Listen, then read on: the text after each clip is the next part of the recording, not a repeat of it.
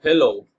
Basically, in my work, I have ordered my responsibility a series of mechanical equipments with hydraulic pump driver, be electric motor or steel turbine, and addition to static equipments such as cooling tower and air challengers.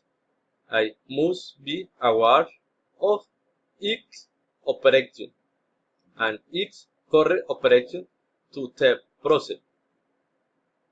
I must also ensure the area when it is necessary to deliver equipment to maintenance to avoid accident caused by human carelessness that could have been avoided.